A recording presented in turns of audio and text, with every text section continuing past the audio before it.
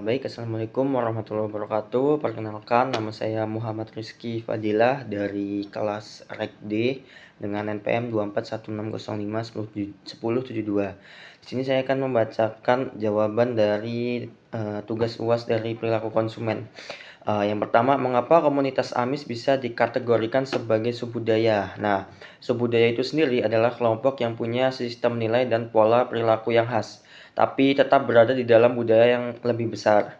Nah, suku AMIS ini memenuhi kriteria ini karena 3 hal alasannya. Yang pertama, karena mereka punya keyakinan religius yang kuat dan membentuk seluruh cara hidup mereka. Kemudian yang kedua, itu mereka punya pola konsumsi yang khas, misalnya membatasi teknologi karena dianggap mengganggu kebersamaan komunitas. Dan juga yang ketiga, yaitu mereka mewariskan nilai-nilai ini secara turun-temurun, sama seperti subudaya kebangsaan yang mewariskan kebangsaan leluhur.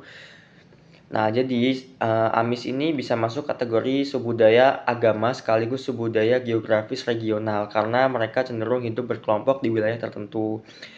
Kemudian yang kedua yaitu bagaimana nilai budaya AMIS ini mempengaruhi keputusan pembelian smartphone. Nah, saya akan menganalisis ini menggunakan model proses pengambilan keputusan konsumen. Yang pertama, ini dari sisi pengenalan kebutuhan.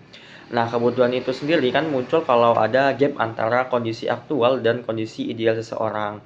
Nah, bagi orang AMIS, kondisi ideal mereka ini justru hidup sederhana tanpa teknologi tinggi. Jadi, gapnya ini hampir tidak ada.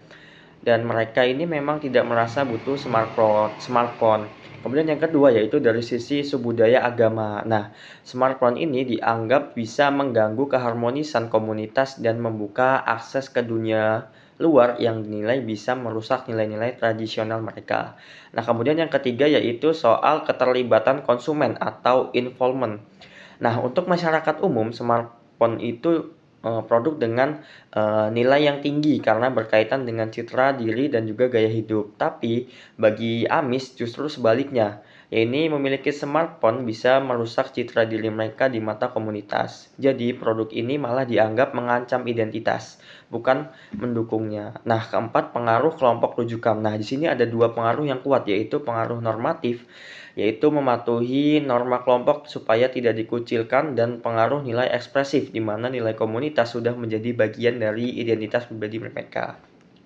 Dan yang terakhir yaitu strategi promosi perusahaan lewat media sosial dan influencer itu sama sekali tidak menjangkau AMIS karena mereka sengaja membatasi akses ke media-media tersebut. Jadi pesannya tidak pernah sampai ke mereka. Kemudian yang selanjutnya yaitu kalau perusahaan ingin tetap masuk ke pasar AMIS itu strategi apa yang cocok. Nah, ini mengacu pada konsep pemasaran lintas budaya. Pendekatan yang paling sesuai adalah strategi lokal atau adaptif. Jadi produk smartphone maupun komunikasinya itu disesuaikan. Yang pertama itu bisa dengan strategi reposisi produk berdasarkan fungsi bukan gaya hidup. Misalnya menonjolkan manfaat untuk komunikasi bisnis atau pertanian, bukan sebagai simbol tren. Kemudian yang kedua yaitu ganti saluran komunikasi. Karena suku AMIS ini tidak pakai media sosial. Nah, perusahaan perlu pakai komunikasi dari mulut ke mulut atau melalui tokoh-tokoh yang dipercaya komunitas.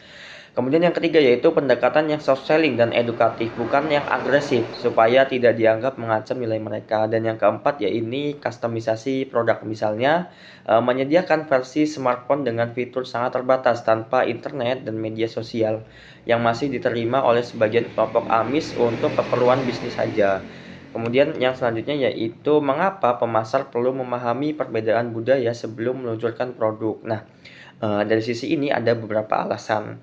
Alasan yang pertama yaitu untuk menghindari kegagalan produk dan kerugian besar, seperti contoh Microsoft Zone yang gagal bersaing dengan iPhone meskipun biaya marketingnya digandakan. Nah, yang kedua karena budaya itu membentuk persepsi nilai dan juga kebutuhan.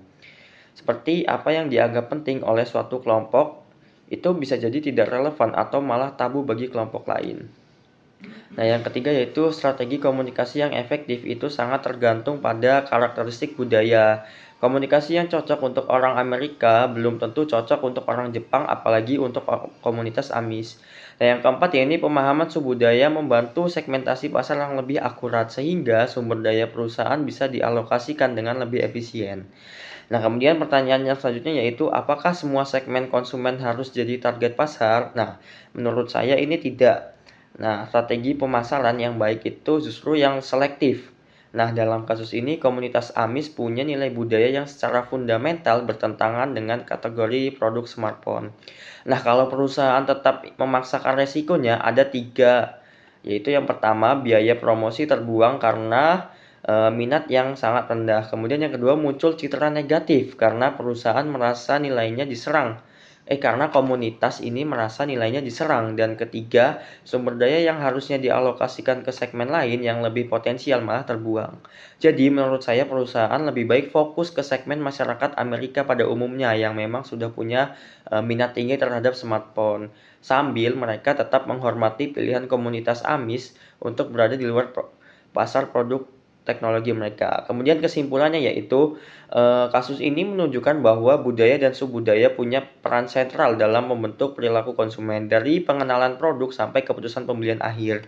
Nah, komunitas Amis ini menolak smartphone bukan karena tidak tahu atau tidak mampu secara ekonomi, tapi mereka itu menolak karena bertentangan dengan identitas dan nilai-nilai kelompok mereka. Nah, pelajaran utamanya adalah bagi pemasar, pahami dulu nilai budaya target pasar sebelum merancang produk dan strategi promosi. Dan juga perlu diingat bahwa tidak semua segmen pasar itu harus dikejar. Nah, keberhasilan pemasaran justru terletak pada ketepatan memilih segmen dan kesesuaian nilai dan karakteristik produk yang ditawarkan. Nah, sekian dari saya akhiri. Wassalamualaikum warahmatullahi wabarakatuh.